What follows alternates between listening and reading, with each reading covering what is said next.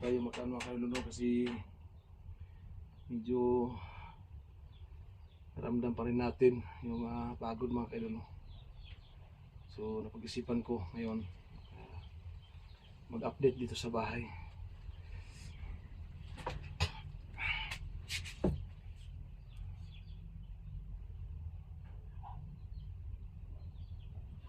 Sobrang init dito.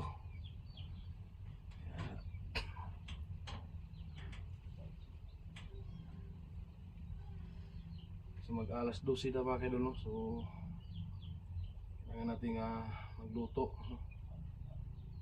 Para pang makain natin ngayon mga kailuno.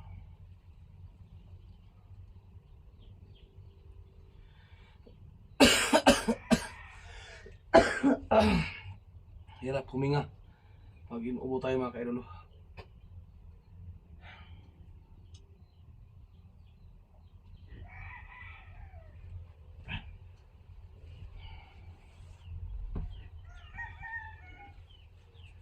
So unang-una sa lahat,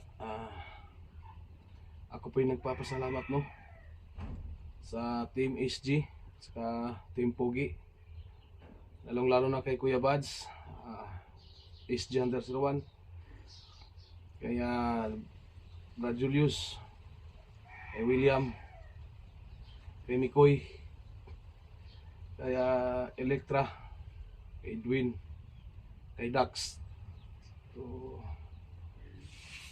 kay Junji, kay Los, at saka kay Inday, no. So ako nagpapasalamat po sa inyong lahat dahil sa tulong ninyo, no, sa akin. So ito, naligtas na po nila ako. So maraming salamat po sa inyong lahat.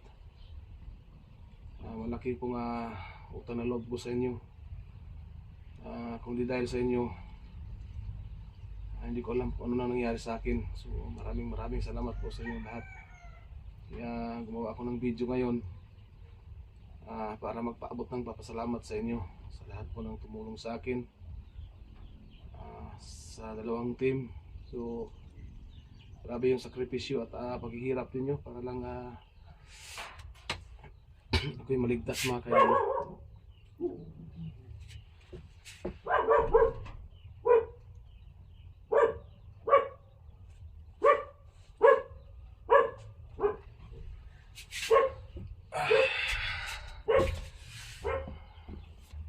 Tumahol yung aso.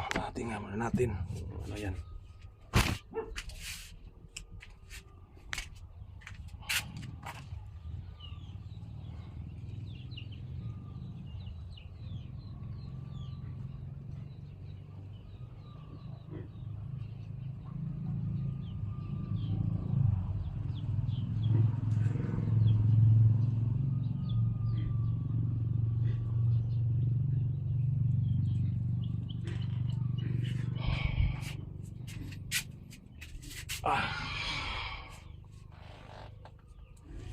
So yan, inuulit ko po, maraming salamat po sa inyong lahat sa tumulong sa akin. So malaking utang na loob ko sa inyo yan, yung ginawa niyo magtulong sa akin. Ako po makawala, no, at makababa at makauwi dito sa bahay.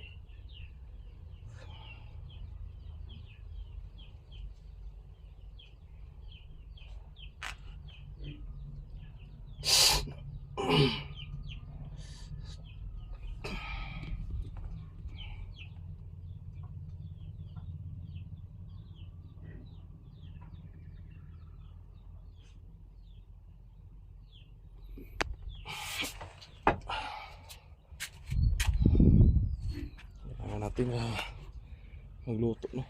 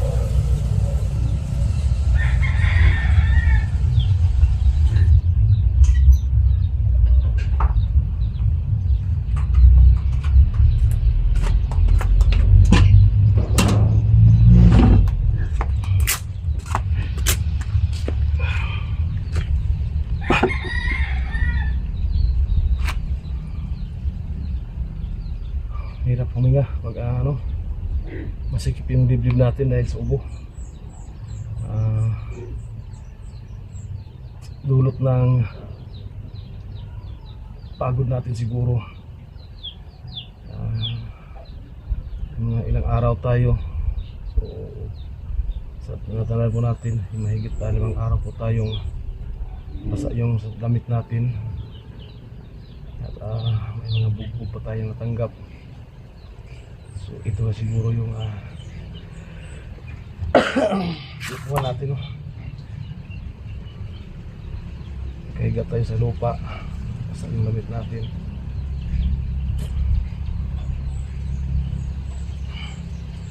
Grabe, hindi talaga maisip. At pag naalala ko yung hirap ko, no?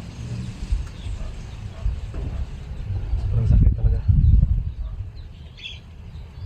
Parang lalamunin ko yung galit sa kanila, no? Gusto pa naman natin na paghihinto sa pag-explore at hindi na tayo ano sa kanila, pero hindi natin inasahan, no? Ano na nangyari sa atin habang andun tayo sa ating taniman. So hindi talaga natin inasahan. Video lang tayo na tayo humihingi ng tawad sa mga banditong naging kalaban po natin, kasi kung tutusin, kung isipin nilang mabuti, hindi rin maganda ang ginagawa nilang naniniptima sila ng walang kamay-malay. So, naalala niyo mga kaidol, so last yung nakaraang previous vlog natin, may nangyari sa ating pamilya. Sabi talaga yung ginawa nila, pero nakuha pa rin natin nagpatawad at may tinulungan po tayo, no, ng mga bandido. Sa kabila ng kabutihan natin ginawa sa kanila, hindi natin expect na ganito yung ganti nila, no? Siguro hindi nila gusto na may mga commander silang kasama na magbagong buhay, kaya ganun ang ginawa nila.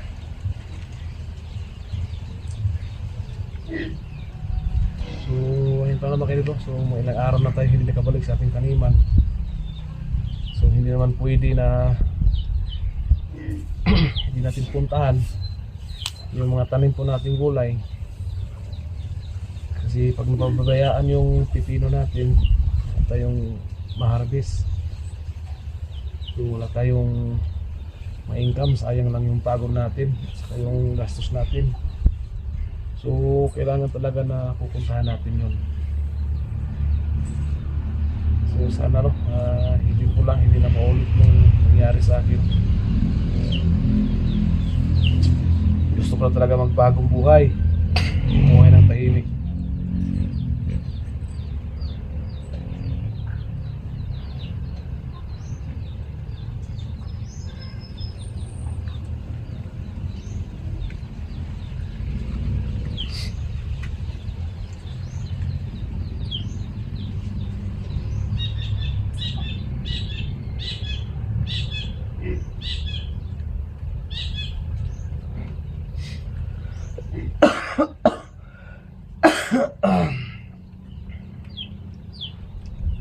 Kaya ngayon, ito yung ano natin. Napakahirap huminga. Napupungo tayo sa sakit ng likod natin. Manikta dito sa ating dibdib.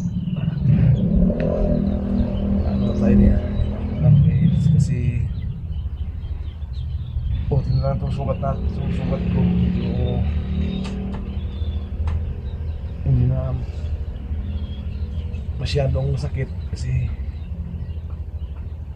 ano natin na nakatanggap tayo ng ang ginamot ito po ni SG. Ano tayo ng operasyon niya, medyo umalma yung sakit. Pero hindi pa tayo nakapagtingin sa doktor. Kailangan ba ng antibiotic para sa anti-tetano. So tiis lang. Ito lang tayo ng mga herbal, yung halaman na pwede pang gamot sa sugat. Yan ang muna natin gagawin natin. Kasi sa ngayon hindi pa tayo makapunta sa ospital.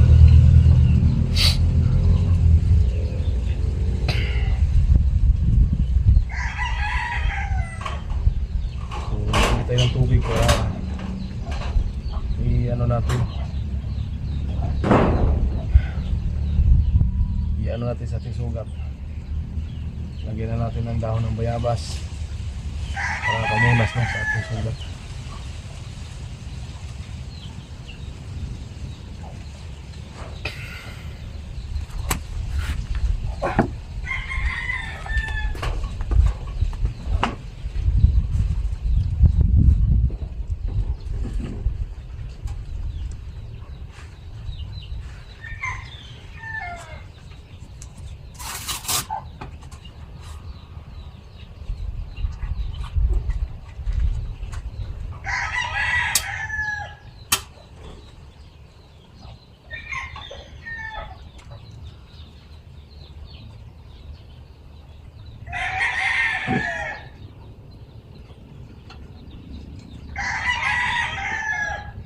So yun ano, baka bukas hindi po tayo pwedeng hindi pupunta sa ating taniman. Siguro mga 10 araw kayo siguro na hindi nakabalik doon, no? So kailangan natin balikan. Tingnan natin yung tanim natin.